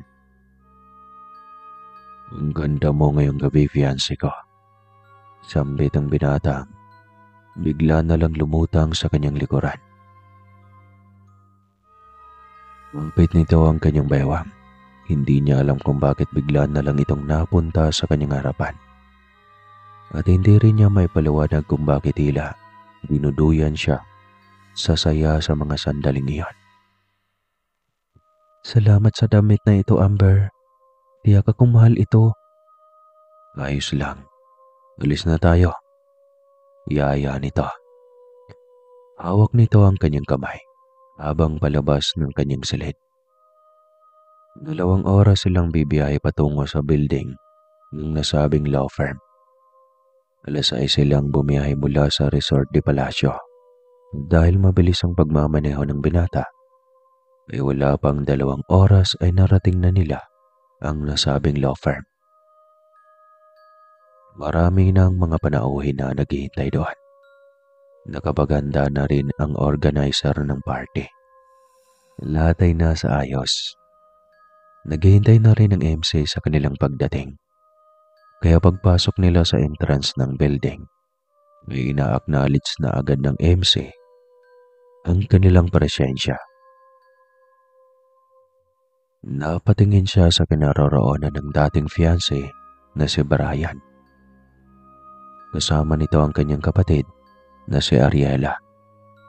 Nagtama ang kanilang paningin at gulat na gulat ito nang tawagin siya sa mikropono bilang isang fiancé ng bagong CEO. Ganyan, mainggit ka. Tama yan, Brian. Kainggitan mo ang antas na meron ako ngayon. Anya sa sarili habang nakatitig sa dating fiancé. Sinulyapan niya ang kapatid. Namumuo ang luha sa mga mata nito. Hindi niya ito matiis kaya binawi agad niya ang kanyang tingin. Hanggat maaari ay gusto niyang nakadistansya siya sa mga ito. Dala pa rin siya ng CEO sa taas ng entablado. Katabi siya nito sa upuan. At ang pubanggit na ito, may palakpakan ng buong staff ng building. Mabuhay ang bagong CEO ng kumpanya. Sigaw ng isang matandang lalaki. Hiyawan at palakpakan muli ang lahat. Lalo na nang ipangako ni Amber ang dobleng pagtaas ng sahod. Hindi lang ng mga mananangkol, kundi maging lahat ng nagtatrabaho sa gusaling iyon. Kahit pa man mga janitor lang ang mga ito ng gusali. Kahit siya man ay natuwa para sa mga kasamahan sa kumpanyang iyon. Isang biyaya na nakilala niya si Amber. Maraming pamilyang natulungan ito at aminin niya man sa hindi. Kasali ang kanyang kapatid at dating fiancé sa biyayang iyon. Ilang sandali pa ay tinawag siya ni Amber sa gitna. Suminyas ito na kailangan niyang lumapit. Nahihiya man ay kailangan niya itong gawin. Ladies and gentlemen, my fiancé, Vanessa. Pakilala nito sa kanya. Palakpakan ng buong madla. Nakakabinging hiyawan. Ilot ka ng reaksyon. May mga nagsabing sampal sa mukha ng manlolokong si Brian. May mga nagsabing kaya siya nabingwit dahil siya ang nag-first mob. May nagsabing baka nabuntis siya ng binata. Kaya napilitang magpakasal na ito sa kanya. Hindi na niya pinatulan ito dahil siya naman ang nakakaalam kung paano sila humantong sa ganoon. Nang bumaba sila ng entablado, ay nalalayan sila ng staff sa isang VIP table. Ngunit, nagpaalam din kaagad si Amber na may hahanapin saglit. Kaya naiwan siyang mag-isa sa kanyang mesa. Tila iyon din ang sandaling hinihintay ni Brian. Agad siya nitong nilapitan at humingi ng pangalawang pagkakataon. Ayaw nitong pakasal kay Ariel dahil siya ang totoong minahal nito. Natokso lang daw ito ng kanyang kapatid. Pwede ba, Brian? Umalis ka na sa harapan ko. Ikakasal na ako kay Amber. Kaya huwag ka nang mag-aakalang babalik ako sa kagaya mo. Hindi ako naniniwala sa iyo. Tayo ang nagmamahalan. Tayo ang totoong nakatadhana sa isa't isa. Halos maiyak na ito sa pagmamak-awa. Ngunit lalo lang siyang namuhi dito. Saan ka ba humugot ng kakapalan ng muka? Umalis ka ngayon sa harapan ko. Kung hindi ay sasabihin ko sa fiancé ko na ipo-pull out ka sa team ng mga abogado sa law firm na ito. Kung mahalaga sa iyong trabaho mo, alis ka na sa harapan ko ngayon na. Wala na akong pakialam sa trabahong ito, Vanessa. Simula nang mawala ka sa buhay ko, nawala na rin ang gana kong mabuhay sa mundong ito. Akala mo naman, maniniwala ako sa drama mo, edi sana kumuha ka na ng low bid mo noon pa. Bakit buhay ka pa? Tanong niya. Sarkastiko iyon. Mataas ang kilay. Ganyan ka na ba talaga sa akin ngayon, Vanessa? Tanong nito. Sasagot na sana siya nang biglang hapitin ni Amber ang kanyang bewang. Pasensya na kung natagalan ako, mahal ko. Ayos ka lang ba dito? Ginugulo ka ba ng lalaking ito? Tanong ni Amber. Nagmamadaling umalis si Brian sa kanilang harapan. Tila ba takot na takot ito nang masilayan ang mukha ni Amber. Sa'yo lang pala matatakot eh. Ani. Ngumiti lamang si Amber sa kanya. Alam na nito na si Brian ang kanyang dating fiancé. Dahil nag-imbestiga na ito, ayaw na rin dito. Masayang naghahaponan ng lahat pagkatapos ay sayawan na. Ngunit hiniling niya kay Amber na gusto niyang magpahinga. Dinala siya nito sa penthouse, sa ikapitong palapag ng gusaling iyon. Pag-aari na ni Amber ang gusaling iyan, kaya malamang ay kanya na rin ang penthouse na nasa pinakataas ng building. Sa'yo din ito? Tanong niya. Siyempre, binili ko ang buong building na ito, kaya akin ang penthouse na ito. Maaari ka nang magpahinga. Simula ngayon, dito na tayo titira. Dito tayo titira? Malamang, hindi ba't fiancé kita? Hindi naman totoong fiancé eh. Kunwari lang. Pero dapat maniwala sila. Kaya dapat dito tayo titirang dalawa. Wala siyang magawa. Pinasok niya ang kadramahang iyon. Kaya wala na siyang magawa talaga. Pasensya na, Vanessa. Pinipressure din kasi ako ng aking mga magulang na magpakasal na. Sa ayaw ko pa at ayaw kong humawak ng napakalaking responsibilidad. Hindi ko pa kaya. Ang ibig nitong sabihin ay ang kagustuhan ng kanyang mga magulang na maging isa na siyang hari na kapalit ng kanyang ama. At mangyayari iyon kapag nagpakasal siya sa isang prinsesa ng ibang kaharian. Hindi mangyayari iyon. Dahil ibang babae ang kanyang iniibig. Hindi ito kagaya niya. Dahil iyon ay si Vanessa. Isang mortal na tila ba ay tinadahanang mag-cross ang kanilang landas. Hindi sumasagot si Vanessa at nang silipin niya ito, ay nakapikit na ang mga mata habang nakasandal sa sofa. Napangiti siya habang napatitig sa mukha ng dalaga. At anong gawin niya ay hindi talaga siya magsasawa sa ganda ng babaeng pangarap niyang makasama habang buhay. Kaunting panahon lang niya itong nakilala, ngunit lakas ng tama nito sa kanyang puso. Marahan niya itong binuhat at dinala sa kama. Sa pagkakataong iyon ay hindi na niya ito tinabihan. Ayaw niyang sabihin nito na inaabuso niya ang kabaitan nito at pagkababae. Nare-respeto niya ang pagiging konserbatibo ng dalaga at hanga rin siya sa katangian na mayroon ito. Kinabukasan ay nauna pa rin siyang nagising. Malamang dahil pinuyat ito ng gusto ng kanyang kambal na kapatid. 3 araw na namang ginala ng mga ito ang dalaga sa kanilang kaharian. Gayunpaman, masaya si Amber kasi malapit na ito sa kanyang mga kapatid. Hindi na ganoon kahirap mailapit sa kanyang pamilya pagdating ng panahon. Alalahanin at problema na lang niya ay kung paano niya sasabihin dito na isa siyang engkanto. Habang nagluluto ay panay ang gamit niya ng kanyang mga kapangyarihan, gaya ng kakaibang bilis sa pagtatrabaho. Para rin siyang si Lastigman na kayang pahabain ang mga kamay upang abutin ang mga bagay na hindi niya kailangang humakbang pa. Nang maramdaman niyang naiihi siya ay pumunta siya sa banyo, hindi naman kalayuan. Hindi na siya nagabalang buksan ang pinto. Tumagos lang siya at pagkatapos ay nag-teleport mula sa banyo ay nasa kusina na siya agad nakatayo. Hindi niya alam ng lahat ng iyon ay nasaksihan ni Vanessa. Kanina pa ito gising at nang makitang nagluluto si Amber sa kusina, ay tuwang pinapanood niya ang binatang CEO. Nasaksihan niya lahat ng kahiwaga ang bumabalot sa binata. Mas ikinagulat niya ang pagdagos nito sa banyo at ang bigla ang pagsipon nito pabalik sa kusina. Gayong hindi naman niya ito nakitang lumabas. Ngunit imbis na matakot ay nilapitan pa niya ito. Hindi niya napigil ang sarili dahil sa kuryosidad. Amber? Tawag niya. Halos lumuwa ang mga mata ng binata sa gulat. Hindi nito inasa na gising na si Vanessa. Anong uri ka ng nilalang? Tanong ni Vanessa. Vanessa, nakita mo? Oo, nakita ko lahat, Amber. Anong ibig sabihin ng lahat ng iyon? At abiling magsalita ang binata. Hindi nito alam kung paano ipakilala ang sarili kay Vanessa. Ngunit nilakasan nito ang loob nito. Isa akong engkanto.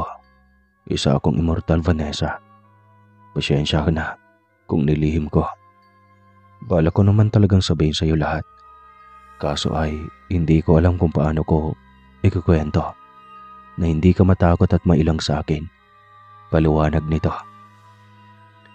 Hindi nagsalita si Vanessa. Hindi naman siya galit, hindi rin siya takot. May kaibigan nga siyang mga engkanto at kung tutuusin ay mas mabait ang mga kagaya ng mga ito. Kaya lang, ay hindi niya inasahan pwedeng magkunwaring tao ang isang immortal. Ibig ba lang sabihin ay ang fiancé niya ay isang engkanto. Sa bagay, kunwari lang din naman yon at hindi niya alam kung paano siya nalagay sa ganong sitwasyon. Bakit nga ba siya pumayag? Para pagsilawsin si Brian? Para naman yatang katangan lang ang lahat. Ngunit anuman ang kahinatnan ng pagkikipaglapit niya kay Amber, hiling niya sana ay positibo lahat. Naalala niya ang nangyari kagabi. Natapos ang event na iyon na hindi man lang sila nagkausap ni Ariel. Ang kanyang nag-iisang kapatid. Wala siyang galit dito at lahat naman ng sa kanya ay kaya niyang ibigay dito. Kaya lang ay wala siyang pagkakataon na lapitan nito. Kung meron man, ay ito naman ay hirap din siyang hagilapin ito. Pagod ka ba kagabi? Tanong ni Amber. Ayos lang. Nasasaktan ka pa rin ba sa pagwala ng lalaking iyon sa buhay mo? Bakit naman ako masasaktan? Walang pagsisisi sa puso ko noong pakawalan ko siya sa buhay ko. Malungkot lang ako dahil hindi man lang nagkaroon ng pagkakataon na makapag-usap kami ng aking kapatid. Mahal mo pa rin ang kapatid mo, ano? Siyempre, kahit anong mangyari kapatid ko pa rin si Ariela. Anumang kasalanan niya sa akin, hindi ko pa rin magawang magalit sa kanya. Wala na akong ibang pamilya kundi siya na lang. Dumistansya lang ako pero hindi ibig sabihin nun ay itinakwil ko na siya. Napangiti si Amber nang marinig iyon. Lihim itong humanga sa kanyang kabutihan. Mas lalo itong lihim na nagkagusto sa kanya. Babalik pa ba tayo sa resort? Tanong niya nang biglang natahimik ang binata. Hindi na. Sa kondo tayo uwi. Masyado nang malalim ang gabi. Malayo pa ang resort. Sagot nito. Hindi na siya nagulat pa. Siyempre, alam niyang bilyonaryo ito kaya maraming ari-arian. Kumain lang siya saglit at naligo. Pagkatapos nun ay humiga ulit ang dalaga. Nakatulog siya agad pagkahiga pa lamang sa kama. Tahimik na pinagsawaan na naman ng titig ni Amber ang kanyang mukha habang natutulog. Napangiti ito dahil tagumpay ang una nitong hakbang upang mas lalong mapalapit siya sa buhay nito. Wala akong ibang hangad kundi ang mapasakin ka, Vanessa. Sana magkaroon ako ng lakas na loob na masabi sa iyo na mahal kita. At ikaw ang babaeng gusto kong makasama habang buhay. Uwi ka nito sa sarili. Hindi makapaniwala sa Amber na ang pihikan niyang puso ay iibig sa isang mortal. Mahirap lang sa kanya kung paano gumawa ng hakbang sa panliligaw. Dahil mataas ang kanyang pride, hindi niya gustong malaman ng isang babae na may gusto siya dito.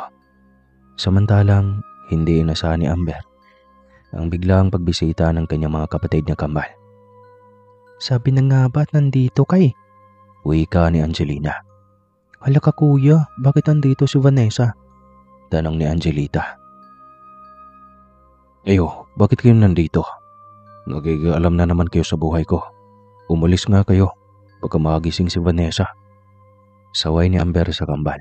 Ayos lang yan kuya, tiyak akong hindi magiging problema sa kanya. Magiging masaya pa yan pag nalaman niyang magkapatid tayo. Naubiyang mo na ba si Vanessa kuya? Tanong ni Angelita. Sabing tahimik. Doon na nga kayo sa kusina. Di ba mahilig kayo sa chicherya? Doon na kayo. Kumain kayo doon. Utos nito. Biglang nagising ang diwa ni Vanessa. Para kasing may narinig siyang nag-uusap. Minulat niya ng kaunti ang kanyang mga mata. Nagulat siya nang makita ang kambal na engkantong iyon. Nakipagbangayan ang mga ito sa binata. Nakatalikod ang mga ito sa kanya. Alam niyang hindi pa naginip lahat ng iyon. Malinaw niyang narinig ang pag-uusap ng mga ito at napagtanto niyang magkapatid ang mga ito.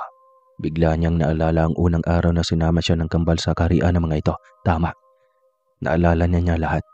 Ito rin ang amber na nakilala niya roon. Bakit biglang nawala sa kanyang alaala? Nagtaka siya kung bakit biglang nabura ang alaalang iyon sa kanyang isipan. Bakit ba? Gusto niyang magising ng tuluyan at batian ng kambal, subalit nahihiya rin siya. Narinig niya ang mga itong papunta sa kusina kasama si Amber. Nakahiga lang siya at nakapikit. Hindi siya mapalagay. Gusto niyang sumbatan ng binata. Kilala na siya nito noon pa. Imposibleng hindi. Matagal bago siya muling nakatulog at nang magising siya ay mataas na ang sikat ng araw. Nakatayo na rin si Amber sa kanyang gilid. Wari niya ay nakatitig lang ito sa kanya kanina pa. Kanina ka pagising? Oo, hinihintay kitang magising. Mag-aalmusal na muna tayo. Nasaan na sila? Tanong niya nang walang pag-alinlangan. Nakita niya ang gulat sa mga mata ni Amber. Ngunit nakipagtitigan lang siya dito. Nagkaroon na siya ng lakas ng loob. Kailangan niyang panindigan yan. Anong ibig mong sabihin? Sina Angelina at Angelita, sila ang ibig kong sabihin. Hindi ito mimik. Alam niyang nagulat ito sa diretsahan niyang panunumbat. Hindi ka ordinaryong tao. Huwag mo kong paniwalain sa pagkataong hindi iyo. Isa kang engkanto, Amber. Vanessa, pakinggan mo muna ako. Pag-iusap. Yung kahapon, paano mo yun ipaliwanag? Sige, ipaliwanag mo kung bakit biglang nabura ang alaala ko noong unang araw na ipinakilala ka sa akin at nagsungit ka sa akin. Sinadya ko lahat ng iyon para hindi mo maalala. Kasi baka hindi mo ko gustuhin kung sakaling alam mo na isa akong engkanto. Anong ibig mong sabihin? Isa akong engkanto na umibig sa iyo. Unang beses pa lang na nakilala kita sa mismong kaharian ng aking ama't ina.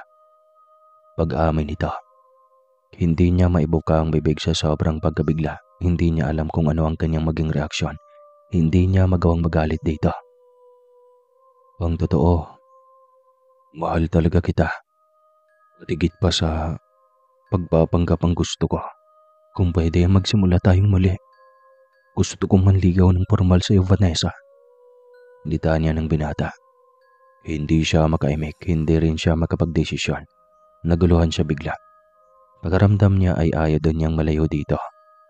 Hindi kaya siya sasabihang mukhang pera. Huwag ka sanang mag-isip ng mga negatibong bagay, Vanessa. Mahal kita. Iyan ang totoo. Ayaw kong mawala ka sa akin. Pwede bang pag-isipan ko muna, Amber? Naguguluhan din ako. Hindi ko na rin alam kung paano nagsimula ang kwentong ito. Ngumiti ang binata sa kanya. Alam niyang naintindihan siya nito. Ang hirap lang magdedesisyon ng padalos-dalos. Sasama ka ba sa akin? Saan naman? Sa opisina. Hindi ba't fiancé kita? Yan ang pagkakilala nila sa iyo. Kaya labas-pasok ka sa opisina ko dapat. Pasyensya na pero ayaw kong makita ang pagmumukha ni Brian. Kung hindi mo siya sinibak sa trabaho, tiyak na magkukross lagi ang aming landas sa kumpanyang pag-aari mo. Bakit? Gusto mo bang sibakin ko na lang ang Brian na iyon? Huwag, Amber. Nakikiusap ako sa iyo. Ang kapatid ko ang siyang maging kawawa kapag mawala ng trabaho ang taong iyon. Hanga ako sa Vanessa. Sa kabila ng ginawa ng iyong kapatid, mahal mo pa rin siya. Binigyan mo pa rin siya ng halaga. Kasi nag-iisang pamilya na lang siya sa buhay ko, Amber. Siya na lang ang naiwan sa akin. Kung dumistansya man ako ngayon sa kanya, hindi ibig sabihin na galit ako sa kanya.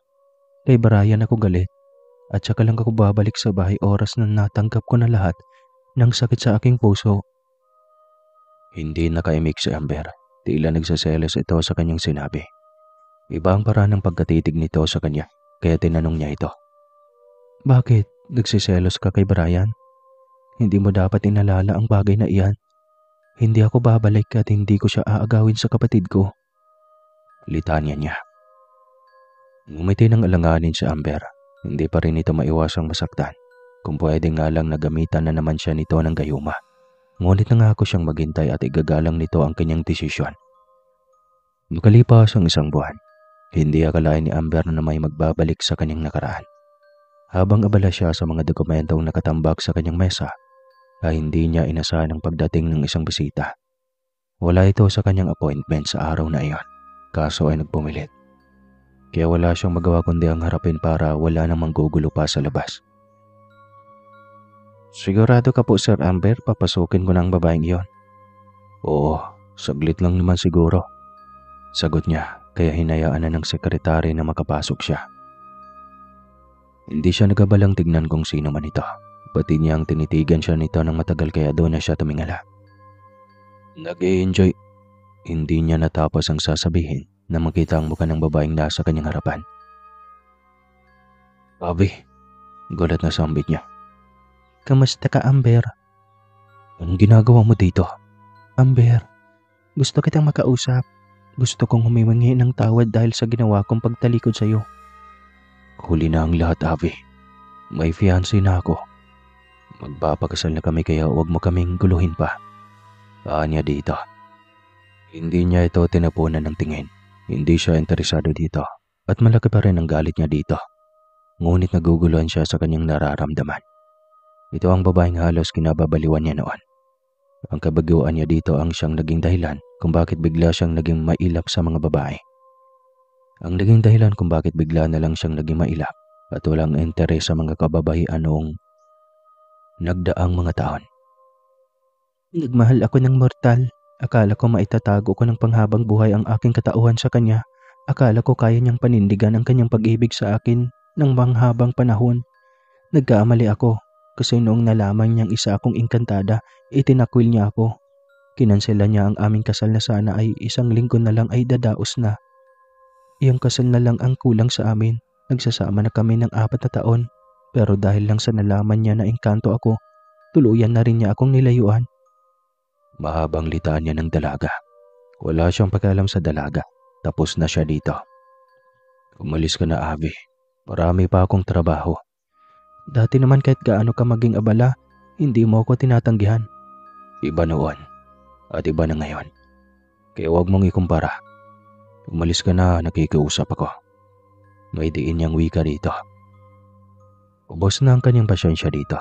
Sobrang tigas nito kaya ginamitan niya ito ng kapangyarihan. Ngunit matigas ito. Hinarang lamang nito ang iniriyang ibinato niya at patuloy pa rin nagmakaawa. Tigilan mo na ako, Avi. Umalis ka na habang may natira pa akong konsyensya. Wika niya. Ngunit bigla na lang itong nasa kanyang harapan sa isang kisap mata lang. Walang pag-alinlangan siya nitong hinalikan sa labi. Sakto namang bumukas ang pinto. Iyon ang eksenang naabutan ni Vanessa. Gulat na gulat ito sa nabungaran. Gustong magpaliwanag ni Amber, ngunit hindi na hinintay pa ng dalaga ang kanyang paliwanag. Patakbo itong umalis, wala itong lingon-lingon, at iyon din ang nalingon ni Avi. Nagtaka itong tinitigan si Amber. Siya bang sinasabi mong fiancé mo? Tanong nito. Huwag kang gagawa ng bagay na hindi ko magustuhan, Avi. Tinignan siya nito saglit, pagkatapos ay bigla na lang ulit itong nawala sa kanyang harapan. Samantalang hindi alam ni Vanessa kung ano ang magiging reaksyon niya. Huling-huli niya si Amber na may kahalikan ng babae. Iba ang sinasabi nito kaysa sa ipinapakita nito. Biglang sumikip ang kanyang dibdib. Gusto niyang magalit dito. Ngunit hindi niya alam kung may karapatan ba siyang magalit. Habang paliko sa isang mahabang pasilyo ng gusali, bigla na lamang may sumulpot na babae sa kanyang harapan. Sino ka? Saan ka galing? Sunod-sunod na tanong niya rito. Ngunit tinitigan lang siya nito mula ulo hanggang paa. Bakit ganyan ka makatingin sa akin? Tanong ni Vanessa dito. Ikaw pala, anong meron sa iyo at nagustuhan ka ni Amber? Natigilan si Vanessa. Nagtaka siya at napatitig sa mukha ng kaharap. Kahit minsan ay hindi pa niya ito nakita. Bigla nga lang itong bumulaga sa kanyang harapan. Paano nito nalaman na kilala niya si Amber? Sakto ring biglang nagsalita mula sa kanyang likuran ang binata. Huwag mo na siyang pansinin pa, Vanessa. Halika na sa loob. Uwi ka ng binata, sabay hila sa kanya, ngunit hindi siya sumama. Ayaw kong maging disturbo sa inyo ng babae mo. Sinong babae? Huwag ka nang magkunwari. Manloloko talaga kayong mga lalaki. Sabay taliko dito. Napangiti pa si Abby nang makita ang kanyang reaksyon. Ngunit walang pag-alinlangan si Amber na hinawakan siya sa kanyang mga kamay. Nang lumingon siya sa binata ay biglang naramdaman niyang umiikot ang kanyang mundo. Makalipas ang ilang sandali ay natagpuan niya ang kanyang sarili kasama si Amber. Isang hindi pamilyar na lugar, isang tila paraiso na may nakakamanghang tanawin. Nasa gilid sila ng isang mataas na talon. Ang gilid nito ay may mga berdeng mga halaman. Marami rin mga punong kahoy na nilulumot na sa sobrang katandaan. Ang sarap pakinggan ng mga awit na mga ibong may kulay gintong mga pakpak. At maging ang mga mata nito ay kulay ginto rin. Napakarami ng mga ito. Parang isang langay na naisipang sumilong doon upang imunom na rin ng malinis na tubig roon. Ibalik mo ko sa mundo ng mga tao. Ayaw kong kasama ka, Amber. Kung pwede, lumayo ka na sa akin. Ayaw ko nang muling mag-cross ang ating landas. Iyan ang pinakaayaw ko mangyari. Hindi ko kayang sinasabi mo, Vanessa. Parang awa mo na. Ituloy na natin lahat. Fiancé kita. At ikakasal tayo pagdating ng araw. Alam mong pagbabanggap lang ang lahat ng iyon, Amber. Alam natin pareho. Tsaka, ayos lang naman sa akin. Sanay na ako, Amber. Sanay na akong naloloko lagi. Naiiwan. Wika niya. Hindi natuloy ang kanyang lungkot-lungkutan moment nang may magsalita mula sa kanyang likuran. Nako, bawal kang lumuha, kamahalan. Hindi pwedeng mapatakan ng luha ang paligid pagkat ang paraisong ito ay paraiso ng kaligayahan. Wika ng isang gintong ibon sa kanyang uluhan. Napatingala siya dito. Napakunot ang kanyang noo. Batid niyang ito ang nagsasalita. Ikaw yun, diba? Nagsasalita ka? Tama, ako yun. At isa ako sa utusan ng diwata ng talong ito. Ang lahat ay pwedeng mamasyal ngunit bawal maging malungkot sa lugar na ito. Wika ng ibon. Ako na ang bahala sa kanya. Huwag kayong mag-alala. Ayos lang ako. Salamat kung ganon. Mahal na Prinsipe Amber. Wika ng ibon. Pagkatapos ay lumipad ng palayo. Huwag mo na akong pagkakasayahan pa ng panahon. Ibalik mo na ako sa mundo ng mga tao. Maawa ka. Maniwala ka naman sa akin, Vanessa. Hindi ako nagsisinungaling. Tama na, Amber. Pareho-pareho lang kayong mga lalaki. Mga sinungaling. Nahuli na kita sa akto, ayaw mo pa rin umamin. Ibalik mo na ako sa aming mundo. Wala na akong pakialam kung hindi na tayo magkikita pang muli. Litanya niya. Kinuha niya ang singsing sa kanyang daliri. Ang diamanting singsing nibigay nito sa kanya noon. Kapalit ng kanyang pagkukunwari na hindi niya maintindihan kung ano ang totoong motibo ng binata. Kinuha niya ang kamay ng binata at inilagay doon ang bigay nitong singsing. Wala itong magawa kundi ang tanggapin niya. Tahimik at walang reaksyon itong tinanggap ni Amber. Ngayon, ituro mo sa akin ang portal. Kailangan ko nang makabalik sa aming mundo. Hindi mo man lang ba dadalawin ang kambal? Huwag mong gawing dahilan sina Angelina at Angelita.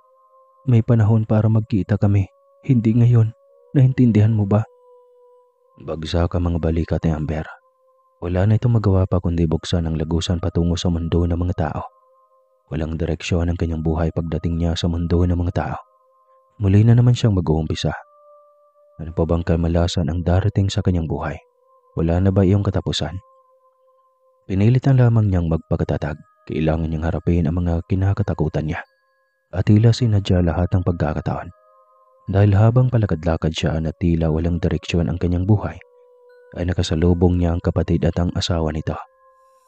Ate Vanessa, tawag sa kanya ni Ariela.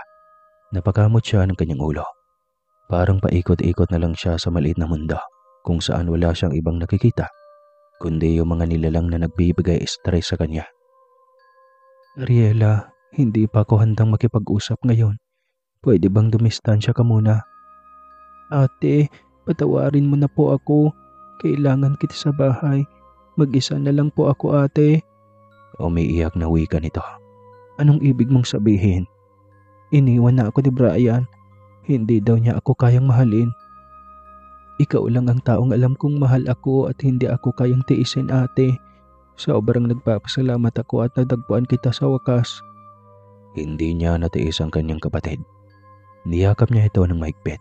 Napaluha at lalong nagalit kay Brian dahil sa ginawa nito. Walang hiyang lalaking iyon. Humanda siya sa akin. Hindi niya pwedeng takbuhan ang responsibilidad niya. Oras na hindi siya magsusustento sa kanyang anak. Humanda siya sa akin. Dahil titiyakan kong matatanggalan siya ng lisensya bilang abogado. Galit na wika niya. Sinamahan niya ang kanyang kapatid pa uwi. Hindi niya ito kayang tiisin. Halatang stress ito at walang nag-aalaga. Sobrang payat at tuyot na ang mga balat at labi nito. Namumutlat ang lalim ng mga mata. Diyos ko, Ariela, nakakaaway ang itsura mo. Dinaig mo pa yung taong nayanggaw. Buti na lang at nagsusuklay ka pa. Dahil kung hindi, para ka talagang nayanggaw. Matatakot sa iyo ang mga bata kapag makikita ka sa lagay na iyan. Ano yan? Kahit lipstick hindi ka naman makabili? Ate, nawalan na ako ng gaana. Alam mo bang kamuntikan na ako magpagkamatay? Tanong nito. Napatitig siya sa kapatid. Biglang dumapo ang kanyang mga mata sa kamay nito. Nakabenda iyon kaya alam niyang sariwa pa ang sugat nito. Anong ginawa mo? Tanong niya kay Ariela. Parang wala nang saysay ang buhay ko, ate, kaya inisip kong magpakamatay noon. Kaso ay naabutan ako ni Brian. Nagalit siya sa akin lalo at nagdesisyon ng hiwalayan ako. Akala ko madadala siya kapag nagpakamatay ako. Yun pala ay tuluyan na siyang makipaghiwalay. Para daw hindi na ako makapagbigay ng stress sa kanya. Naawa siya ng sobra sa kanyang kapatid. Hindi niya talaga ito matiis. Pinagluto niya ito pagdating ng kanilang bahay. Pinakain niya ito ng mga masustansyang pagkain. Nasaan na ba ang perang ibinigay ko sa iyo? Di ba may pera ka naman sa bangko na ibinigay ko sa iyo noon pa? Tanong niya rito habang kumakain ito ng sopas. Hindi ko iyon ginalaw, ate. Ayaw kong madagdagan ang galit mo sa akin. Ano ka ba, Ariela? Ibinigay ko sa iyo yun, kaya ikaw na ang may-ari. Iniisip ko rin kapag nagkaanak na ako, ate, paano kami? Kayong walang balak ang kanyang ama na panagutan ang ginawa niya sa akin. Hindi ko papayagan ng bagay na iyon. Kailangan kanyang panagutan dahil kung hindi, mawawalan siya ng lisensya. Hindi pa nakatapos ng pagkain si Ariela nang biglang bumukas ang pinto. Kapwa sila nagulat, lalo na si Vanessa. Silang magkapatid lang ang nakakaalam ng password ng pinto. Nagulat na lang siya nang biglang bumungad sa kanilang harapan ang mukha ni Brian. Tsaka lang niya napagtanto na kasal ito sa kanyang kapatid. Kaya malamang alam nito ang password ng pintuan. Anong ginagawa mo? Tanong niya rito. Mahal ko, umuwi ka rin sa wakas. Salamat naman. Wika nito at paikis-ikis na lumapit sa kanya. Akmang yayakapin na sana siya nito, kaya buong lakas niya itong itinulak. Sa lakas ng pagbagsak nito sa sahig ay hindi agad nito nagawang igalaw ang katawan nito. Parang awa mo na, Vanessa. Bumalik ka na sa akin. Ikaw lang ang mahal ko. Nagsisisi ako kung bakit ko pinatakan ang panlalandi ng kapatid mo sa akin noon.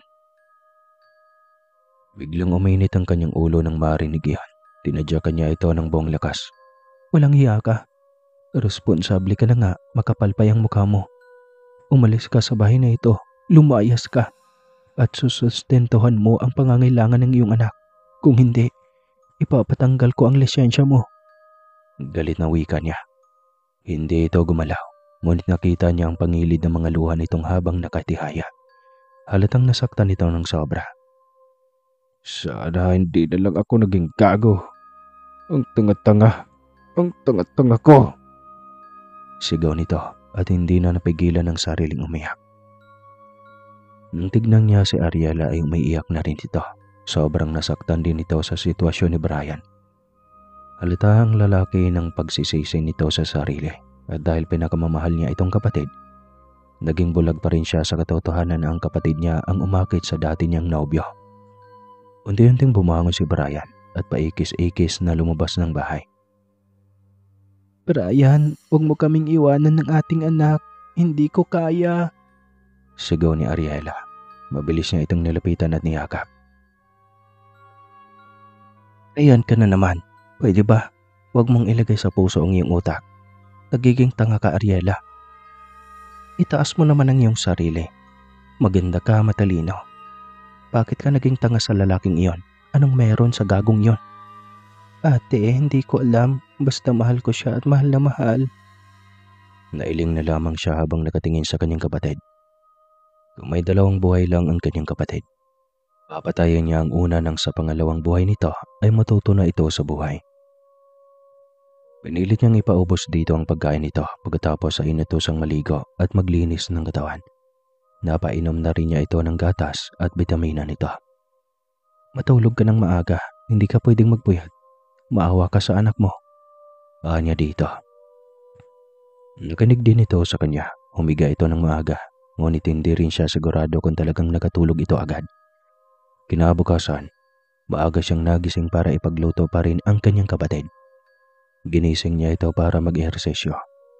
5 buwan na ang tiyan nito, kaya kailangan na nitong kumilos.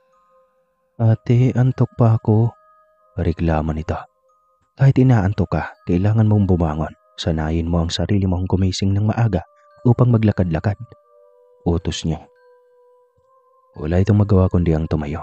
Kahit ramdam niyang may lamat na sa pagitan nilang magkapatid, pinilit pa rin niyang makalapit dito, alang-alang sa kanyang pamangkin. Wala na rin itong ibang kasangga kundi siya. Habang naglalakad sila sa buong subdivision ay hindi niya inasang may makasalubong na naman siyang isa sa kanyang mga sakit sa ulo. Ikaw yun, tama. Ikaw yung babaeng kinababaliwan ni Amber. Kaya ayaw na niya akong balikan ay dahil sa'yo. Sa wakas, makapagiganti na rin ako. Litanya nito. Sino ka? Hindi kita kilala. Tanong niya rito. Ako si Avi. Ako ang unang babaeng minahal at kinababaliwan ni Amber. Ikaw ang kahalikan niya kahapon? Tanga. Gusto ko siyang halikan ngunit dahil sa'yo, nilayuan niya ako. Anong meron sa iyong babaeng mortal? Bakit parang baliw na baliw sa iyo si Amber? Tanong nito. Napatitig siya sa babae. Ibig sabihin ay nagsasabi ng totoo si Amber. Doon lang din niya napagtanto na hindi mortal ang babaeng kaharap. Mauna ka na muna sa bahay, Ariela. Utos niya sa kapatid. Masama ang kanyang kutob sa kaharap. Ate, paano ka? Huwag mo kong alalahanin. Ingatan mo ang sarili mo. Lalo na ang anak mo pagdating sa bahay. Maligo sa tubig na binabad ng asin. Damihan mo ng asin. Para saan yun, Ate Vanessa? Basta sundin mo ang utos ko. Bulong pa rin niya dito.